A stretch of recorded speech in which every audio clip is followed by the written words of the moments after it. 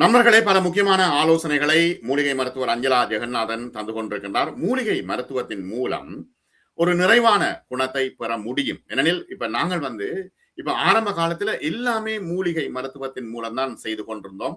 அதுக்கு பிறகு இப்ப சீன மருத்துவம் உலகளாவிய ரீதியில் மிகப்பெரிய ஒரு தாக்கத்தை ஏற்படுத்தியது. அதுவும் மூலிகை மருத்துவம் தான். முடிவில மூலிகை மருத்துவம் தான்.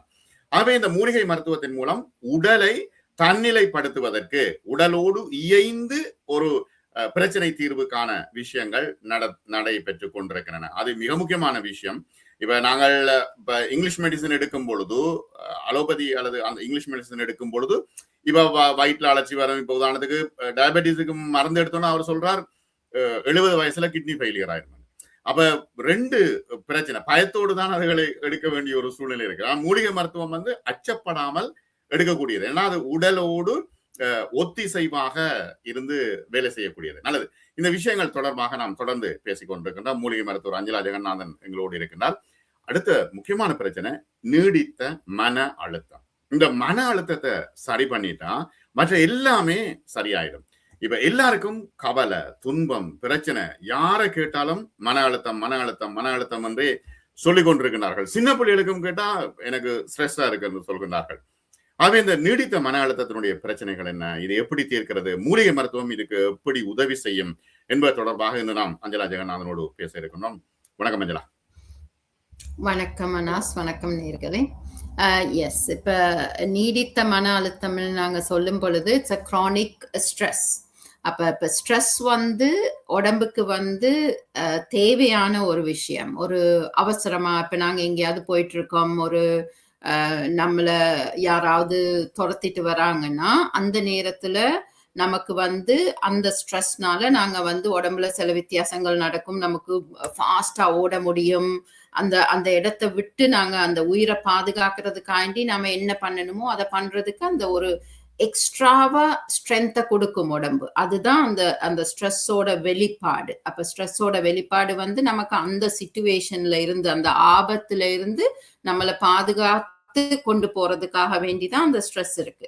அப்ப ஸ்ட்ரெஸ் உடம்புக்கு முக்கியமான ஒரு விஷயம் தான். ஆனா அந்த ஸ்ட்ரெஸ் ஒரு 2 நிமிஷம் ஸ்ட்ரெஸ் இருந்ததுன்னா அதுக்கப்புறம் அது இல்லாம போகணும். அப்ப உடம்பு நார்மலுக்கு வந்துடும், அந்த ரெஸ்ட் பீரியடுக்குள்ள போயிடும். ஆனா இப்ப இந்த காலகட்டத்துல நமக்கு ஒரு பிசிக்கல் ஸ்ட்ரெஸ்ஸை விட உடம்புக்கு எமோஷனல் ஸ்ட்ரெஸ் எப்போதும் நம்ம மனசுக்குள்ள நிறைய விஷயங்களை நாங்க போட்டு பயம், கவலை, யோசனைகள் அப்படி எல்லாம் இருக்கும் பொழுது நாங்க அதனால அந்த அந்த ஓட்டத்துல இருக்கிற நிலைமைய ஃபுல்லா அதே அந்த சிச்சுவேஷன்ல நாங்க லாங் டேர்ம் போயிட்டு இருக்கோம். இப்ப நான் சொன்ன மாதிரி ஏதாவது ஒண்ணு நம்மளை தாக்க வருதுன்னு நமக்கு தெரிஞ்சதுன்னா என்ன நடக்கும்? நம்மளோட ஹார்ட் ரேட் கூடும், பிளட் பிரஷர் கூடும்.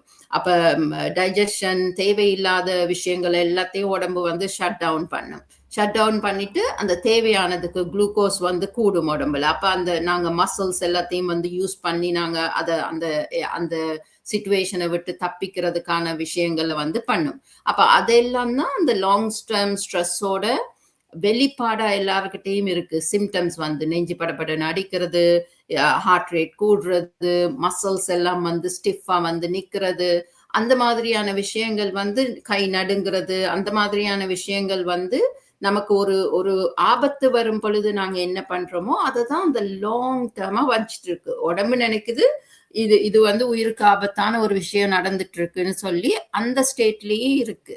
அப்ப அந்த நேரங்கள்ல டைஜஷன் எல்லாம் ஸ்லோ டவுன் ஆயிடும். அப்ப நாங்க நமக்கு பசி வர்றது குறையலாம், இல்ல சாப்பிடுற சாப்பாடு வயிற்றுல கூட நேரம் இருக்கும். பிகாஸ் டைஜஸ்டிவ் ஜூசஸ் எல்லாம் செக்ரேட் பண்ணாது. அப்ப அந்த சிச்சுவேஷனை விட்டு நாங்க வெளியில ரெஸ்ட் பீரியடுக்குள்ள வந்தா மட்டும்தான் உடம்பு தன்னைத்தானே குணப்படுத்தி டைஜஷனை இம்ப்ரூவ் பண்ணி என்னென்ன விஷயங்களை ஒரு தேவையில்லாத ஒரு செல் இருந்ததுன்னா அதை கொன்னு ஒரு கேன்சர் மாதிரியான விஷயங்களை வராம இருக்கிறதுக்கு தன்னைத்தானே குணப்படுத்துற தன்மைகளை நம்ம ஸ்ட்ரெஸ் இல்லாம இருக்கிற நேரத்துல மட்டும்தான் உடம்பால பண்ண முடியும். அப்ப அந்த ஸ்ட்ரெஸ் ஃப்ரீ பீரியடை நாங்க நிறைய நிறைய நிறைய கொண்டு வரணும். அப்படி கொண்டு வந்தா மட்டும்தான் நாங்க அந்த கிரானிக் ஸ்ட்ரெஸ்ஸை விட்டு வெளியில வரலாம். அப்படி இல்லாம அதே ஸ்டேட்ல கூட கூட போகும் பொழுது நோய் நிலையா வந்து நிற்கும். லாங் டேர்ம்ல போனா டயபிட்டிஸ் வரலாம், இல்ல ஒரு ஹார்ட் சம்பந்தப்பட்ட பிரச்சனை வரலாம், இல்லைன்னா ஒரு ஸ்ட்ரோக் வரலாம், இல்ல இந்த காலகட்டத்துல நிறைய பேருக்கு அந்த ஆட்டோ இம்யூன் கண்டிஷன்ஸ் வருது. லைக் ஒரு ஆர்த்ரைட்டிஸ், அந்த மாதிரி குடல்ல புண், அந்த மாதிரியான விஷயங்கள் எல்லாம் வந்து வர்றதுக்கு காரணம் வந்து அந்த லாங் டேர்ம் வந்து ஸ்ட்ரெஸ் இருக்கிறதுனால. இப்ப மன அழுத்தத்தின் மூலமாகத்தான் மற்ற எல்லா பிரச்சனைகளும் வருதுன்னு சொல்ல வாரீங்களா? எஸ், மன அழுத்தம் வந்து எல்லா பிரச்சனைக்குமே மன அழுத்தம் காரணம்னு சொல்ல முடியாது. இப்ப ஒவ்வொருத்தங்களுக்கும் ஒவ்வொரு மாதிரியான மன அழுத்தம். இப்ப நாங்க மைண்ட பார்த்தா ஒரு சர்ஃபேஸ் மைண்ட்ல வந்து எனக்கு வேண்டிய விஷயங்களை பத்தி நாங்க worry பண்ணுவோம். ஐயோ, நான் இது பண்ணணும், இது பண்ணணும், இப்படி பண்ணியிருந்திருக்கலாமே, போன வருஷம் இது பண்ணலையே, அந்த மாதிரியான யோசனைகள், இல்ல நான் ஃபியூச்சர்ல இப்படி இருக்கணுமேன்னு யோசிக்கிறது வந்து என்ன பத்தின சில விஷயங்கள் சர்ஃபேஸ் மைண்ட்ல.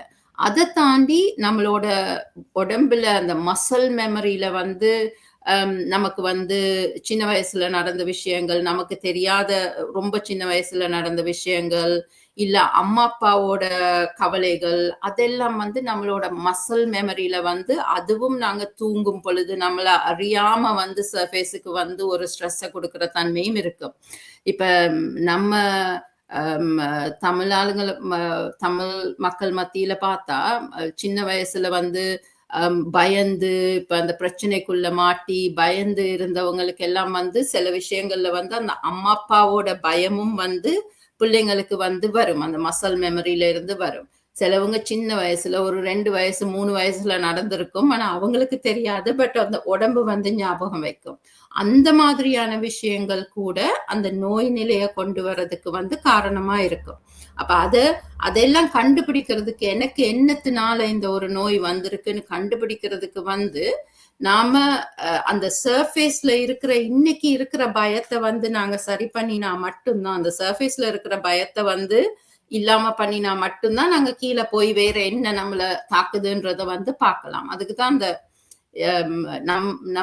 நம்ம உடம்பு நமக்கு தெரியணும். அப்ப நான் ஒரு கண்ணை மூடி யோசிக்கும் பொழுது என்ன மாதிரியான யோசனைகள் வருதுன்றத வந்து நாம கவனிக்கணும்.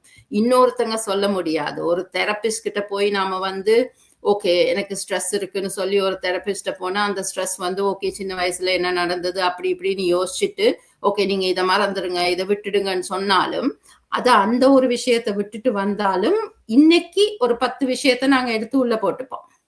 அப்போ ஒரு நாளுமே வந்து அதை ஃபுல்லா நாங்க வந்து இல்லாம நாங்க நிம்மதியா வாழ முடியாது தானே. அப்ப அந்த தன்மையை வந்து நீங்க ஒரு நம்ம மனசு நமக்கு தெரிஞ்சு அந்த விஷயங்களை வந்து நாங்க சமாளிக்கிறதுக்கு வந்து இன்னர் ஸ்ட்ரென்த்தை வந்து கொண்டு வரோம். அந்த மாதிரி கொண்டு வந்தாதான் நாங்க நோய் நிலை வராம பாத்துக்கலாம். இப்ப சிலவங்களுக்கு வந்து எந்த விஷயமா இருந்தாலுமே அந்த அந்த நேரம் சமாளிச்சுட்டு போயிடுவாங்க, அதை பத்தி யோசிக்கிறது கிடையாது, அதை பத்தி அவங்க நைட்டுக்கு போய் நிம்மதியா தூங்கிடுவாங்க. அப்ப அவங்களுக்கு வந்து அந்த விஷயம் ஓகே வந்ததா, இதை நாங்க சரி பண்ணினோமா போயிடுது, அதை மனசுல வந்து வச்சுக்கிறது இல்லை. அந்த மாதிரியான அந்த ரெசிலியன்ஸை வந்து நாம வந்து இம்ப்ரூவ் பண்ணணும். குறிப்பா வந்து பெண்களுக்கு இது மிகப்பெரிய பிரச்சனை. என்னன்னா தான் தன்னுடைய கணவர் பிள்ளைகளுடைய பிரச்சனையை விட்டுட்டு அடுத்த ஆக்களுடைய பிரச்சனையை வந்து தேடி தேடி தேடி தன்னுடைய மனதில் போட்டுக்கொண்டு பதகளிக்கிற ஒரு விஷயம் இருக்குது. இது வந்து ஒரு மிகப்பெரிய பிரச்சனையை உருவாக்குமா? நாங்க பாக்குறோம் வாட்ஸ்அப்ல டெலிபோன் கால் எடுத்தா இப்ப ஊர்ல உள்ள பிரச்சனைகள் எல்லாத்தையும் தூக்கி தன்னுடைய தலையில போட்டுக்கொண்டு பதகளிக்கப்படுற ஒரு நிலைமையை நாங்க பாக்குறோம். நீங்களும் அனுபவிச்சிருப்பீங்க இல்லையா? இப்ப எல்லாரும் லேடிஸ் நிறைய பேர் வந்து லேடிஸ் மட்டும் இல்லை, எல்லாருக்குமே வந்து ஸ்ட்ரெஸ் வந்து ஒவ்வொருத்தங்களையும் ஒவ்வொரு மாதிரி பாதிக்கும் தானே இல்லையா? சிலவங்களுக்கு வந்து நீங்க சொல்ற மாதிரி ஊர்ல நடக்கிற பிரச்சனைகள் எல்லாத்தையும் யோசிச்சு அப்ப இங்க நடக்கிற விஷயங்கள் அவங்களோட ஹஸ்பண்டோ பிள்ளைங்களோ அவங்கள பத்தி யோசிக்கும் பொழுது அவங்களோட உடம்பு வந்து அந்த கவலைக்கு காரணம் வந்து ஹஸ்பண்ட்ன்றத பாக்குறத விட இவங்க தான் அந்த சஃபரிங்க பண்றாங்கன்னு தான் நினைக்கும். அப்ப அதனால வர டேமேஜ் வந்து இவங்களுக்கு தான், மத்தவங்க யாருக்கும் இல்லை. அப்ப அதை நாங்க முதல்ல புரிஞ்சுக்கணும். நான் கவலைப்படுறேன்னா அது எனக்கு தான் கூடாது, நான் இன்னொருத்தங்க மேல கோவப்படுறேன்னா அதுவும் எனக்கு தான் கூடாது.